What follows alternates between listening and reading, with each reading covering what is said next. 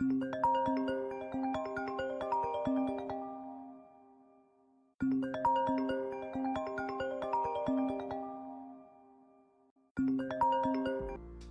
what's up guys? Hope you all had a lovely weekend and were able to spend some quality time with your friends, loved ones, and also take some quality time for yourselves. This is going to be the first video in a series I want to call FaceTime Friday. I thought it'd be cool to have this recurring time and space with all of you so we can unpack our thoughts and feelings towards certain questions, topics, things that happened during the week that might be beneficial for those of you watching to consider. Because like I mentioned in my first video, my goal and hope is to initiate and facilitate conversations that you might not always have on a regular basis. The types of conversations that are so crucial in building our self-awareness and in our journeys to define and ultimately live a more meaningful and fulfilling life. So with that being said, I want to start things off by posing this quote by Tony Robbins. He's some motivational speaker, self-development coach, whatever you want to call him, but I absolutely love this quote. And it's, the quality of your life is a direct reflection of the quality of the questions you're asking yourself. In our journeys to define and live a more meaningful and fulfilling life, we gotta dig a bit deeper. We gotta ask the nitty-gritty questions, and at times the answers, the conversations might not be the most comfortable, but it's ultimately these opportunities to lean into the discomfort that will allow us to grow, to expand our self-awareness, and further ourselves along in our journeys to live a meaningful and fulfilling life. So to kick this series off, I want to start by reflecting on and unpacking the questions that we posed in last week's video that are mentioned in Dr. Julie Smith's book, Why Has Nobody Told Me This Before? The first question being, if you only get to live once, what impact do you want to have while you're here? This is a question that I've thought about quite a bit, especially over the last couple of years. The pandemic and everything that's gone on in the world have shown us, whether directly or indirectly, just how fleeting life can be. And as human beings, when we're faced with the concept of our own mortality, we tend to think about all the things that we want to do, the experiences we want to have, so when our time is up, we can say that we lived a life with no regrets, with no stones unturned. Additionally, we tend to think about how we can ensure that our lives had meaning, that they had impact. Because to have impact is to enact change, and to enact change is one way of being remembered. And whether we acknowledge it or not on a daily basis, we all strive to be remembered, to have more people at our funeral than not. When I think about this question, what kind of impact do I want to have while I'm here? My answer has definitely evolved over the years, but the core theme has always remained the same, and that's to help others. My earliest memories stem back to, either elementary or middle school, when I would go to downtown Philadelphia and go to Chinatown. I would see all the elderly Chinese folk just working and toiling all day. And when I saw these people, I couldn't help but think of my own grandma, my nanai, the woman who practically raised me growing up. And the thought of her having to struggle like that was one that I couldn't bear to think about. When I think about my answer now, it starts ultimately with deeply connecting with others. Because if I can do that, then I can help others feel seen, heard, and understood, so that they feel like they're not alone in this world regardless of the challenges or the struggles that they're going through in life. Because so many times in my own life, I felt alone.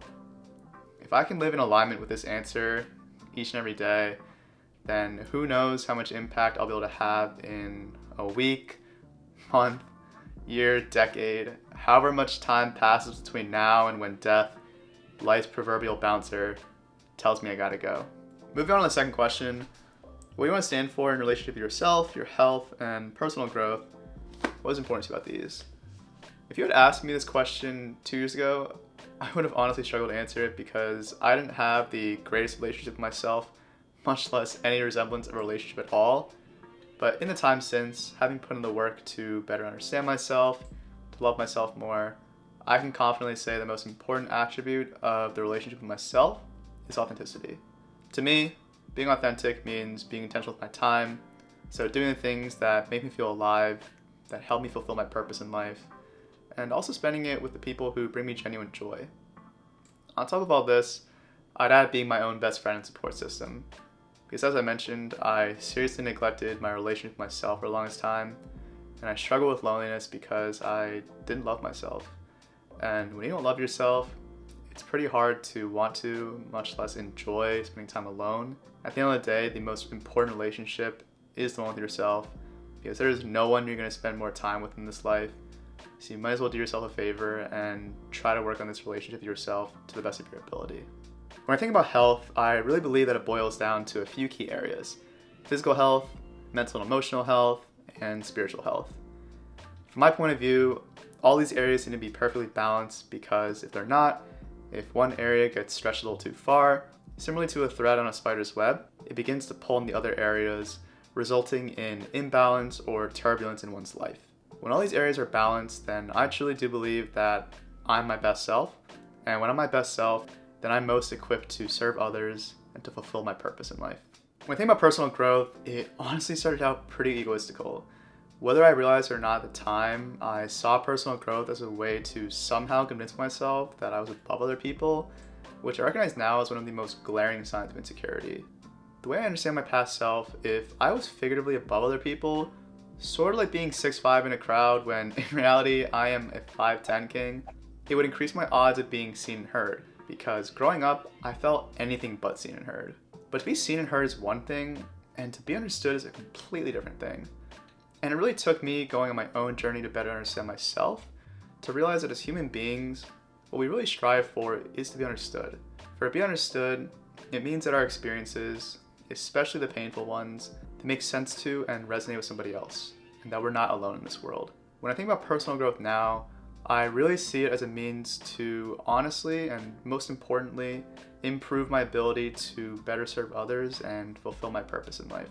Moving on to the third question: what kind of person do you want to be for the people in your life? How do you want to interact with them and contribute to their lives? This is such a powerful question, because ultimately, the kind of person you describe, you need to demonstrate these qualities to yourself first. Otherwise, how can you do so for others? How can you expect to support somebody else and meet their needs if you can't support yourself and meet your own needs first? How can you expect to love somebody with all your heart if you can't love yourself with all your heart? These are areas that I personally struggle with for the longest time, but having gone through my own journey, I can personally attest to just how much truth there is to them. With that being said, when I think about the kind of person I want to be for the people in my life, there are a couple qualities that stand out above the rest. The first being to be an unconditional cheerleader, someone who is always there for them through all of life's ups and downs, and not only someone who's there to prop them up and be a shoulder to lean on, but also someone who can get them standing back upright and honestly taller than they were before. And in order to do so, I need to help them build that sense of confidence and belief in themselves that has always been within them, but just in need of some encouragement. Additionally, when I'm with or speaking to them, I want them to feel like the most important person in the world, because they are. And everyone in this world is worthy and deserving of feeling that way. In order to do so, when I'm with or speaking to them, I need to give them the full essence and presence of my being so they can feel seen, heard, and understood. And with that, I'm going to conclude this video, but before I do, I just want to take a moment to thank each and every one of you for all the support I received in my first video. I was overwhelmed and honestly at times brought to tears by all the love and support that I received. I wrote this the other day in my journal, but my heart feels so full.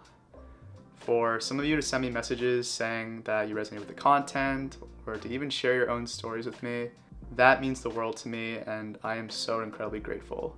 It's these interactions and moments that inspired me to start this channel in the first place, that inspired me to keep putting out more content, and ultimately what give me meaning and fulfillment in life. So that being said, I want to thank all of you from the bottom of my heart. I love you all, and needless to say, am here for each and every one of you, regardless of what stage of life's journey you're on right now. Thank you all.